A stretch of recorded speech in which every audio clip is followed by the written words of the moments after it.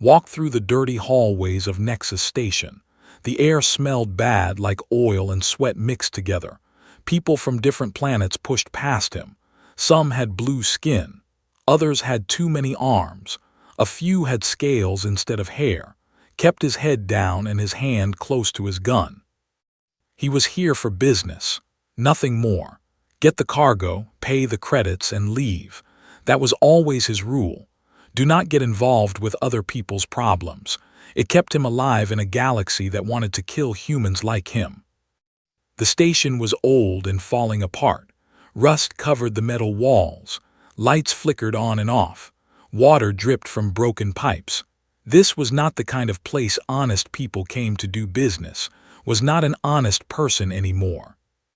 He had been a soldier once. He fought for Earth when aliens first attacked his home planet. That was 15 years ago. Now he smuggled things from one planet to another. He did not ask questions about what he carried.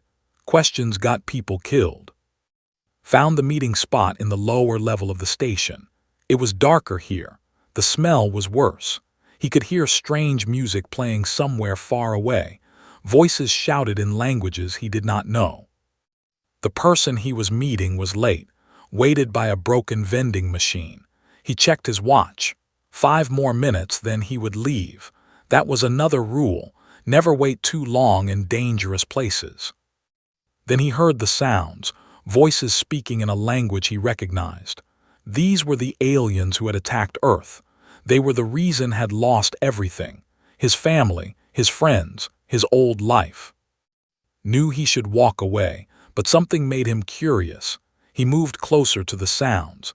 He found a corner where he could hide and watch.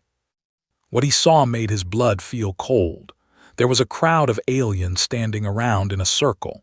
In the middle were 3 young females. They were hanging upside down in glowing cages. The cages floated in the air, spinning slowly. Had never seen aliens like these 3 before. They had pale skin that seemed to glow with soft light. Their hair was long and silver. They were small and looked fragile. Their eyes were closed but could see they were still breathing. They were selling them. This was a slave auction. Wanted to throw up. Slavery was illegal in most of the galaxy. But here on Nexus Station, illegal things happened every day. The station guards did not care if you paid them enough credits. One of them was talking loud. He was the seller, could understand some of the words. The alien was saying these 3 females were from a planet called. He said they were smart and could work with machines. He said they would make good workers in the mines. Knew what that meant. The mines would kill them slowly. Workers who went to the mines never came back. He started to turn away. This was not his problem. He had his own troubles to worry about. Getting involved would ruin his business deal. It might get him killed. But as he turned, one of the floating cages spun around, saw the arm of one of the females. There was something on her wrist that made him stop breathing. It was a small tattoo, stars arranged in a pattern. Knew that pattern. He had the same tattoo on his own arm. It showed the constellation called Orion. It pointed the way to Earth. But this was impossible. These aliens were from a different planet. How could one of them have Earth stars tattooed on her arm? Moved closer. He had to see better. The female in the cage was young but older than the other 2. She had a small piece of metal hanging from her neck like a necklace. Could see marks carved into the metal. The marks looked like the same star pattern. His heart began beating fast. His hands started shaking. Memories tried to push into his mind. Memories he had buried deep and tried to forget. 15 years ago, floating in space in a broken escape pod, dying slowly as his air ran out. Then the ship that found him, the alien who saved his life. She had been young. She had pale, glowing skin and silver hair. She spoke in a musical voice. She asked him about the stars tattooed on his arm. He told her they pointed the way to his home planet Earth. Before he left her ship, he carved the same star pattern into a piece of metal from his broken ship. He gave it to her as a gift, a way to remember him, a way to remember that sometimes enemies could become friends. The female hanging in the cage had the same piece of metal around her neck. Felt dizzy. This could not be real. What were the chances? In a galaxy with billions of stars and trillions of people, how could he find the same alien who had saved his life? The auction was getting louder. More aliens were bidding on the three females. Could see representatives from mining companies. They were the worst kind of buyers. They would work these females to death. Looked at his hands. They were still shaking. He thought about walking away. His business deal was more important. He had credits to make and supplies to buy. But he could not stop looking at that piece of metal around the female's neck. The metal that came from his old ship. The ship that had been destroyed when he was just a young soldier fighting for Earth. The bidding was almost over. The mining company representative was winning. In a few minutes, the three females would be sold. They would be taken to mines on distant planets, would never see them again. He made a decision that surprised him. For the first time in 15 years, decided to get involved in someone else's problem. He pushed through the crowd of aliens. His hand moved away from his gun. Instead, he reached for his credit stick. He was about to do something very stupid. "Stop," shouted in, "I want to bid on them." Every alien in the crowd turned to look at him. The seller smiled, showing sharp teeth, felt the weight of many angry eyes staring at him. He was no longer just watching the auction. Now he was part of it. The seller looked at with surprise. Then he started laughing. Other aliens in the crowd began laughing too. Was human, and most aliens thought humans were poor and stupid. "You want to bid, human," the seller said in broken English. "Do you have credits, real credits?" Pulled out his credit stick. It held all the money he had earned from months of dangerous smuggling jobs. He knew he was being foolish, but he could not stop himself. "I have credits," said. "How much for all three?" The seller's eyes became greedy. He could see that was serious. "Current bid is 50,000 credits. Can you beat that?" Felt sick. 50,000 credits was almost everything he owned. But he thought about the piece of metal around the female's neck. The metal from his old ship.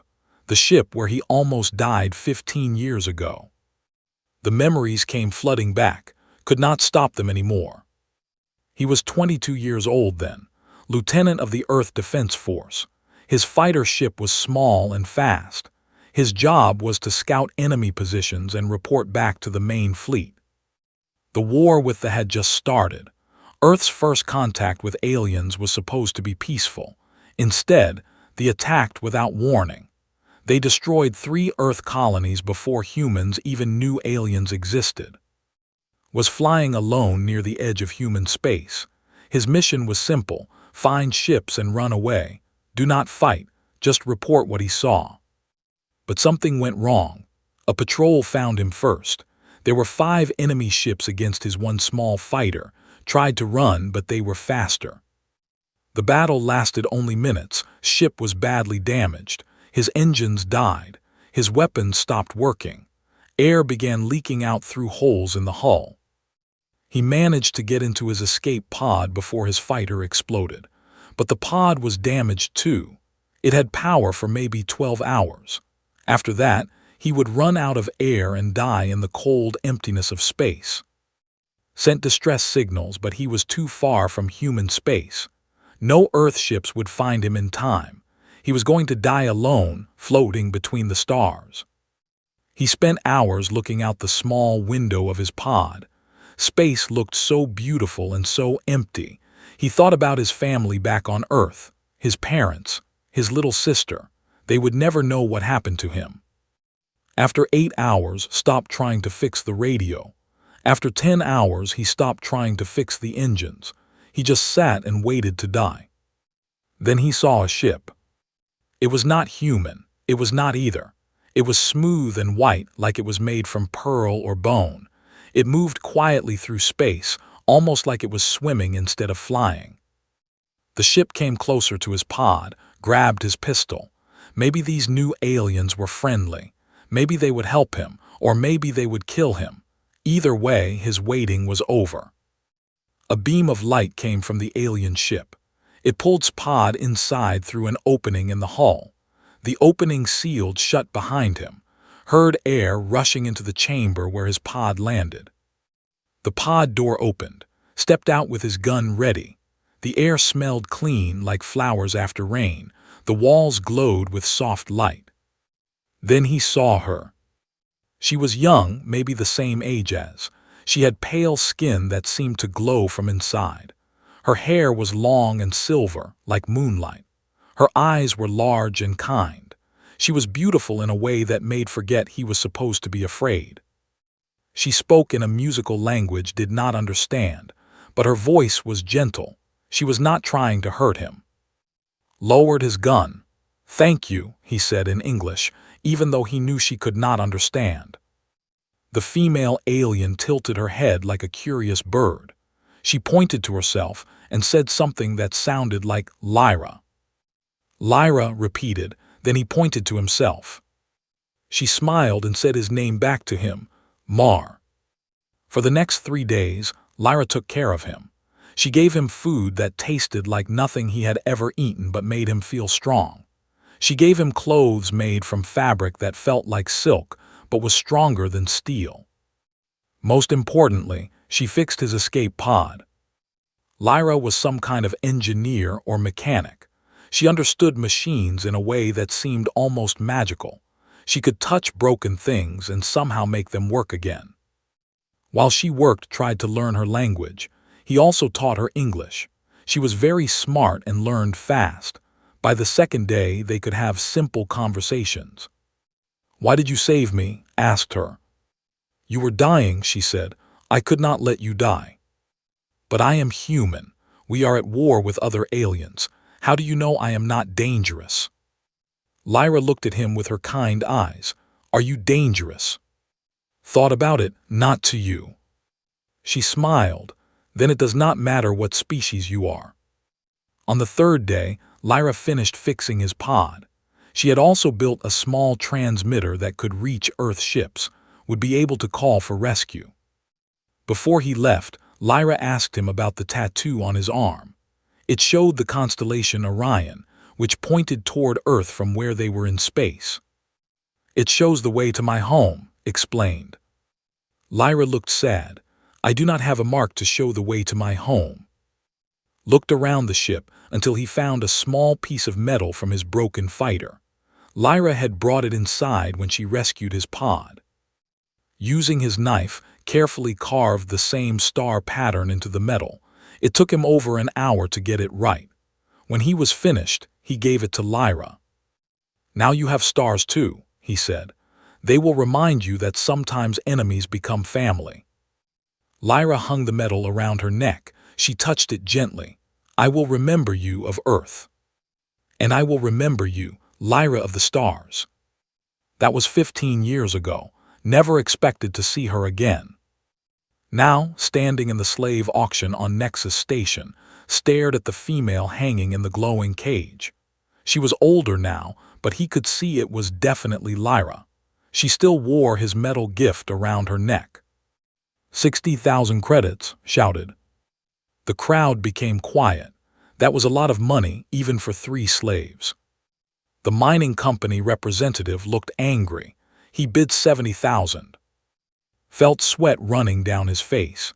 He was about to spend every credit he had ever earned, but he could not let Lyra be sold to the mines. She had saved his life once. Now it was his turn to save hers. 80,000 credits, called out. It was more money than he actually had, but he would find a way to pay it. He had to. The mining company representative stared at with angry eyes. 80,000 credits was more than the aliens were worth for mining work. He shook his head and stepped back. "Sold," the seller shouted. He was very happy. He had made much more money than he expected. Felt his legs shaking. He had just spent more credits than he actually owned. His ship had valuable cargo, but not that valuable.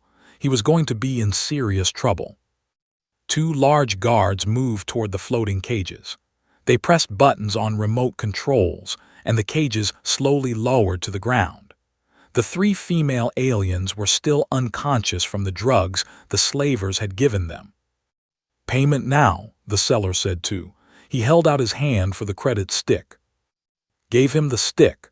The seller put it into a machine that read how much money was stored inside.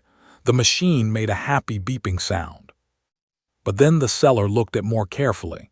His expression changed from happy to suspicious. "You look familiar, human," the seller said slowly. "What is your name?" Felt danger in the air like electricity before a storm. "My name is not important. You have your money. I want my purchase." The seller showed his sharp teeth in what might have been a smile. "Your name is. You are the smuggler who has been stealing from our supply ships." Put his hand near his gun, but it was too late. The two large guards were already pointing weapons at him. More appeared from the crowd. They had surrounded him. "This is perfect," the seller said. "We catch a wanted criminal and make a big sale at the same time. Today is a very good day." Looked around quickly. There were too many enemies. If he tried to fight, they would kill him and probably the three females too. He had no choice but to surrender. "Take them all to the holding cells," the seller ordered. "We will contact the government about the bounty on the human's head." The guards grabbed and took away his gun. Other guards picked up the unconscious females. They carried everyone deeper into the station, down narrow hallways that grew darker and dirtier. The holding area was in the lowest level of Nexus Station. The cells were small metal boxes with energy bars instead of doors. The air smelled like fear and death. Could hear other prisoners crying in languages he did not recognize. The guards threw into a cell with the three females. Then they left, laughing and talking in their harsh language. Was alone with the aliens he had tried to save. The cell was so small that all four of them barely fit inside. There was no furniture, just a metal floor and walls covered in rust. The three females were still unconscious, sat against one wall and looked at them carefully. Two were very young, probably teenagers. They had the same pale, glowing skin and silver hair as Lyra. Lyra herself looked older and more tired than when had last seen her. There were small scars on her arms and face. Her clothes were torn and dirty, but she still wore the piece of metal around her neck, the metal from his old ship. After an hour, the youngest female began to wake up. She opened her eyes and looked around in confusion. When she saw, she moved quickly to put herself between him and the other two females. "Stay away from them," she said in accented English. Raised his hands to show he was not dangerous. "I am not going to hurt you. I bought you to set you free." The young female did not believe him. Humans buy slaves to use them. Everyone knows this. "Not all humans," said quietly. "I am here to help." The second female woke up a few minutes later. She was older than the first but younger than Lyra. She also moved to protect the others when she saw. "Who is this human?" she asked the first female in their musical language. "He claims he bought us to help us," the first female answered, "but we cannot trust him." Understood some of their words. Their language was similar to what Lyra had taught him 15 years ago. "My name is," he said in their language, though his pronunciation was very bad. "I am friend." Both females looked surprised that he could speak any of their language at all. Finally, Lyra began to wake up. She sat up slowly and looked around the cell. Her eyes were confused at first. Then she saw sitting across from her. For a long moment, they just stared at each other. Lyra's expression changed from confusion to recognition to disbelief. She whispered in English, "Of Earth." "Hello," Lyra of the Stars said. The other two females looked shocked. They had not expected Lyra to know this human. Lyra reached up and touched the metal pendant around her neck. "How are you here? This is impossible." "I was doing business on the station," explained. "I saw the auction. When I saw your pendant, I knew it was you." Lyra's eyes filled with tears. "You saved me again." "Actually, I think I made things worse," said. "We are all prisoners now." Lyra wiped her eyes and looked around the cell. Then we need to escape. She turned to the other two females and spoke quickly in their language.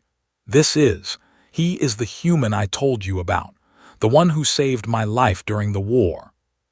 The youngest female, whose name was Nova, still looked suspicious.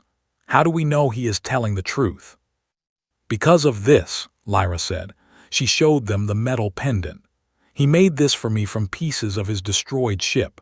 It has stars that point to his home planet Earth. The older female, whose name was, studied carefully. If he is your friend, why are we in prison? Because the recognized him, Lyra explained, is wanted by their government. He has been attacking their ships.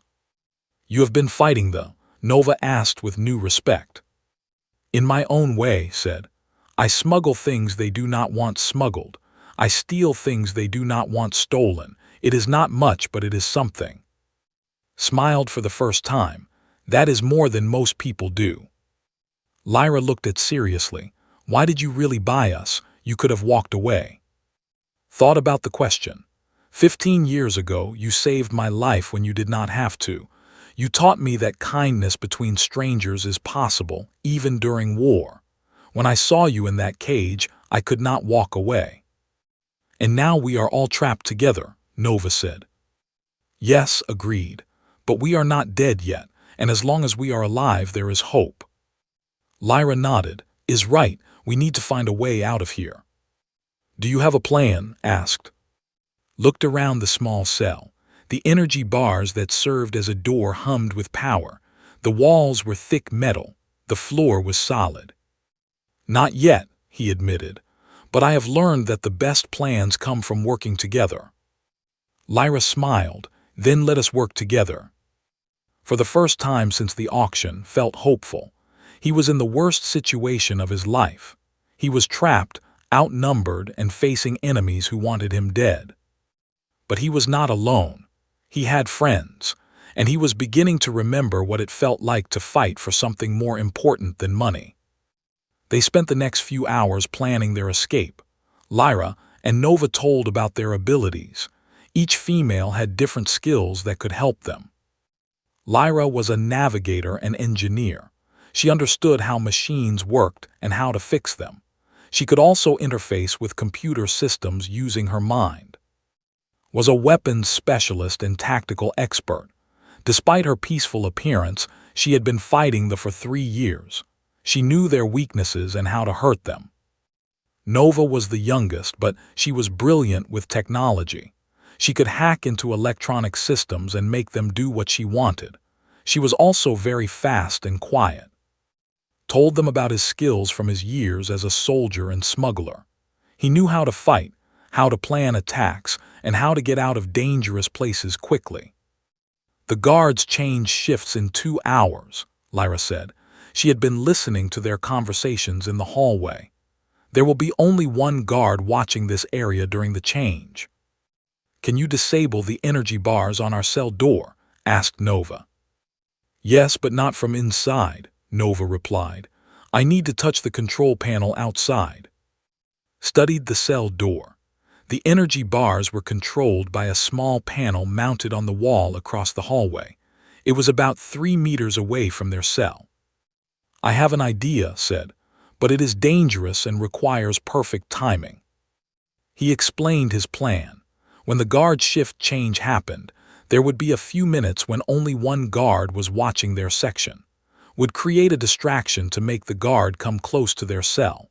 Nova would grab the guard and pull him against the energy bars. The energy bars would hurt the guard but not kill him. While the guard was unconscious, Nova could reach through the bars and access the control panel. What if the guard does not come close enough? Asked. Then we try something else, said, but this is our best chance. They waited. The time passed very slowly. Could hear his heartbeat and the breathing of the 3 females.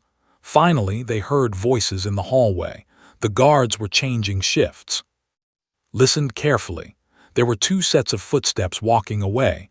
Only one guard remained. Began making noise. He banged on the walls and shouted in. He made it sound like he was having a medical emergency. "Help," he yelled. "Something is wrong, I need help." They heard footsteps coming closer. The guard appeared at their cell, looking annoyed. "What is your problem, human?" the guard asked. Pretended to be having trouble breathing. He grabbed his chest and fell down. "Pain, cannot breathe, need medicine." The guard looked suspicious, but also worried. If died before they could collect the bounty on his head, the guard would be in trouble. The guard stepped closer to the cell to see better. That was exactly what it hoped for. Nova moved like lightning. She reached through the energy bars and grabbed the guard's arm. She pulled him forward into the bars. The energy hit the guard with a crackling sound. He screamed once and then fell unconscious. Nova quickly reached for the control panel and pressed several buttons. The energy bars disappeared. Their cell door was open. "Excellent work," whispered. "Now we need to move fast." They dragged the unconscious guard into their cell and took his weapons, gave the guard's pistol too, and kept the rifle for himself. They also took the guard's communication device and key cards. "Which way to the docking bay?" asked Lyra. "Up 3 levels, then through the main corridor," Lyra said. "But there will be many guards between here and there." "Can we avoid them?" asked. Nova touched the wall and closed her eyes, realized she was connecting with the station's computer systems. "There are 12 guards between here and the docking bay," she said, "but I can create distractions to draw them away from our path." "What kind of distractions?" asked. Nova smiled. "Watch." Suddenly, alarms began ringing all over the station. Emergency lights started flashing. A computer voice announced that there was a fire in the upper levels. "That should keep them busy," Nova said. They moved quickly through the hallways, led the way, using his military training to check each corner before they advanced. The 3 females followed close behind, moving as quietly as shadows. They reached the first stairway without encountering any guards, but as they climbed to the next level, they heard voices coming from above. Held up his hand to signal the others to stop. He could hear 2 guards talking about the fire alarm. They were confused and trying to decide what to do. Whispered his plan to the others. He would go up first and surprise the guards. The females would stay hidden until he called for them. Climbed the stairs slowly. When he reached the top, he could see the 2 guards standing near a computer terminal. They had their backs to him. Moved like a hunter. He had learned to be very quiet during his years of dangerous smuggling jobs. He got close enough to touch the guards before they knew he was there. He hit the first guard in the head with the butt of his rifle. The guard fell down unconscious. The second guard tried to turn around, but grabbed him and covered his mouth. "Do not make a sound," whispered in. "If you cooperate, I will not hurt you." The guard nodded, quickly tied him up with cables from the computer terminal. Then he called for the others. "This is taking too long," said when they reached the top of the stairs. "Someone will discover the unconscious guard soon." She was right. They needed to move faster, but that meant taking more risks. They reached the second level without more problems. But when they got to the main corridor that led to the docking bay, they saw 4 guards blocking their path. "Too many to surprise," said. "We need a different approach." Lyra touched the wall and connected with the station systems. "I can turn off the lights in this section. We can use the darkness to get past them." "Good idea," said. "But what if they have night vision equipment?" "Then we fight," said simply. Lyra made the lights go out. The corridor became completely dark, could hear the guards shouting in confusion. The 4 of them moved forward carefully, used his memory of the corridor layout to guide them. They were halfway past the guards when one of them turned on a bright flashlight. The light beam swept across the corridor and found them. "Escaped prisoners," the guard shouted. All 4 guards started shooting. Energy bolts flew through the air, lighting up the dark corridor like deadly fireworks. Pushed the 3 females behind a metal support pillar. Energy bolts hit the pillar and sent sparks flying everywhere. We need to fight our way out, said. Nodded, I will take the two on the left, you take the two on the right. Was impressed by her calm confidence. She might look fragile, but she was a warrior.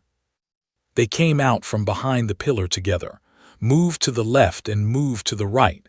Both of them fired at the same time. Hit one guard in the chest. The guard fell down and stopped moving. The second guard fired back but rolled behind another pillar and avoided the energy bolt. Was fighting like a dancer.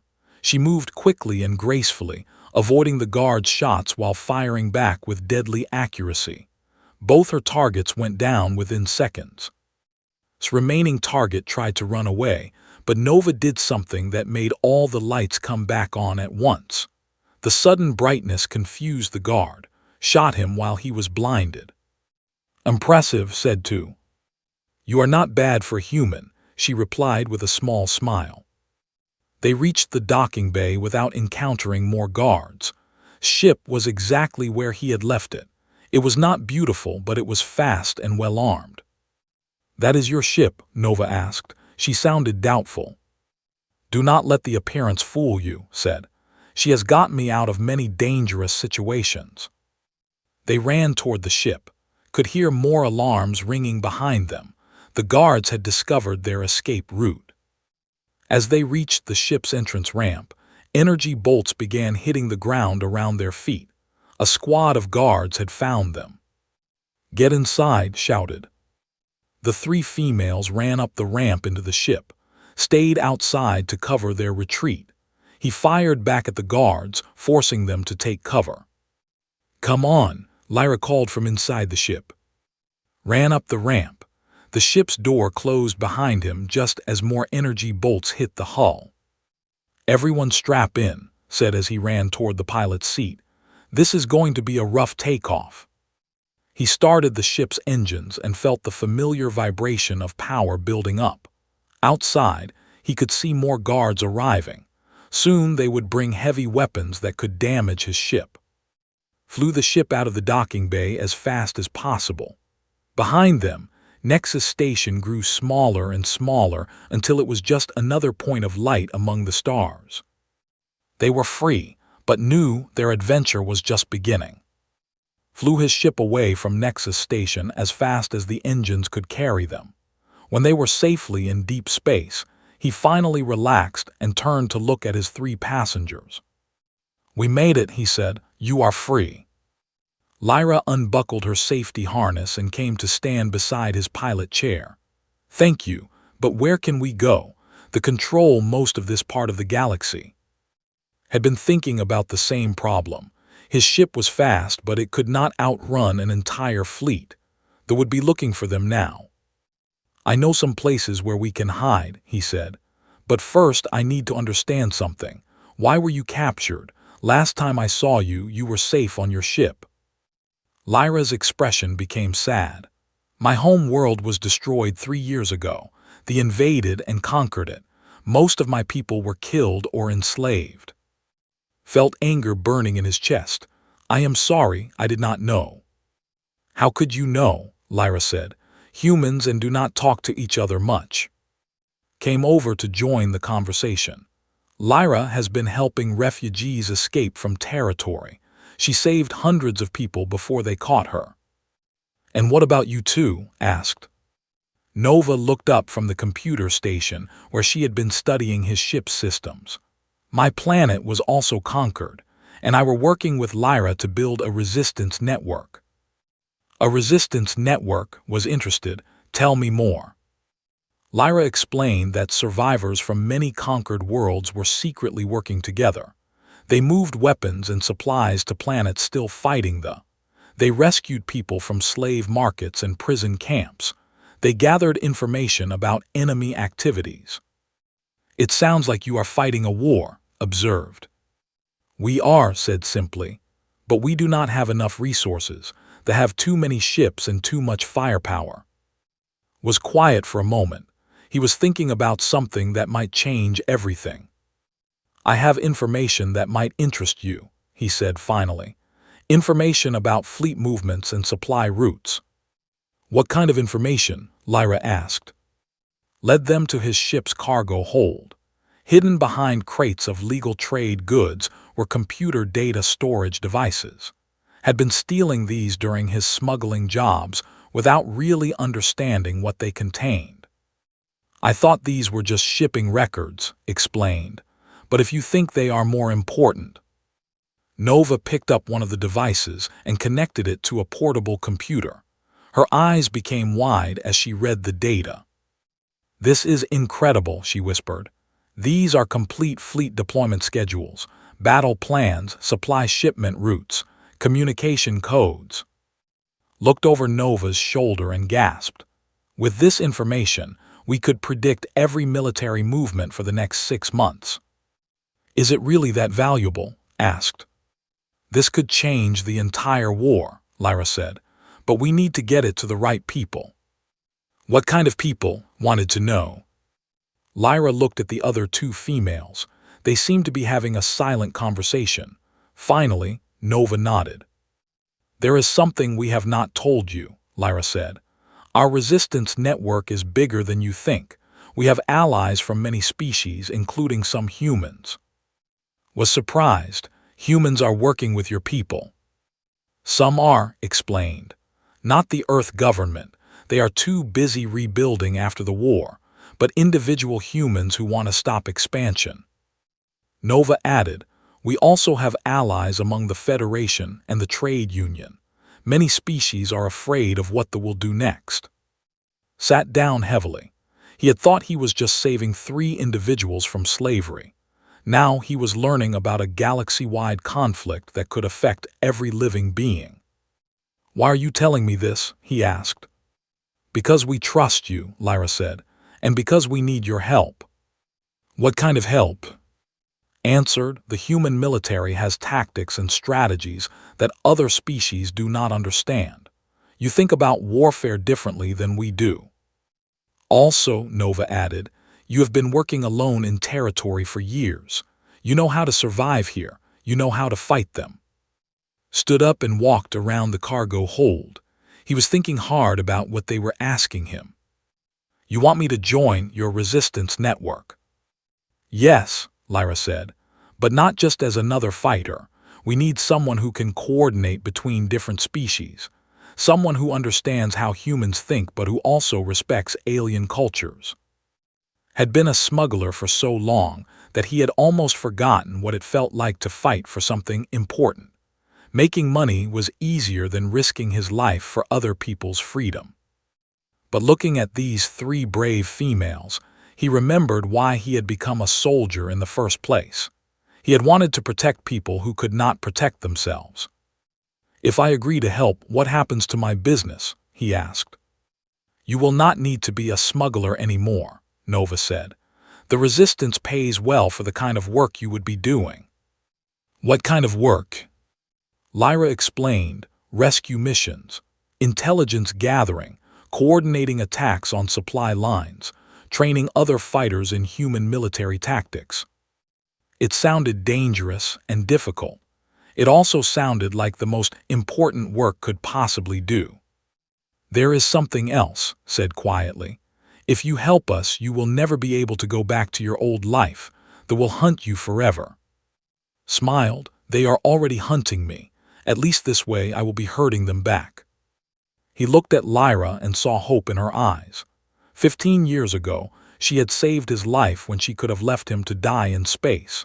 She had shown him that kindness could exist even between enemies. Now he could return that kindness by helping her save thousands of other lives. "I have one condition," said. "What condition?" Lyra asked. "I want to send a message to Earth first. There are people in the human military who should know about this resistance network. Maybe we can convince the Earth government to provide official support." "That is an excellent idea," Nova said. Went to his ship's communication station and began composing a message. He included copies of all the intelligence data and a full report about the multi-species resistance network. When he was finished, he sent the message toward Earth using the most secure channels he knew. It would take weeks for the message to arrive, but it might change human policy toward the Empire. Dunn said, "Now where do we go to meet your allies?" Lyra smiled and touched the metal pendant around her neck, to a place where stars from many different worlds shine together. As programmed the navigation computer with coordinates Lyra gave him, he felt something he had not felt in 15 years. He felt like he was part of something bigger than himself. His ship jumped into hyperspace, carrying them toward a future that none of them could predict, but all of them were willing to fight for. Behind them, the stars that pointed toward Earth grew dim in the distance. Ahead of them, new constellations waited to be explored. Was no longer just a smuggler looking out for himself. He was a bridge between worlds, a coordinator of allies, and a fighter for freedom. The tattoo on his arm had once been just a reminder of his home planet. Now it was a symbol of unity between species who chose to help each other instead of fight each other. And the piece of metal around Lyra's neck, carved from the wreckage of a human fighter ship, had become something even more important than a gift between friends. It had become the foundation of an alliance that would shake the galaxy.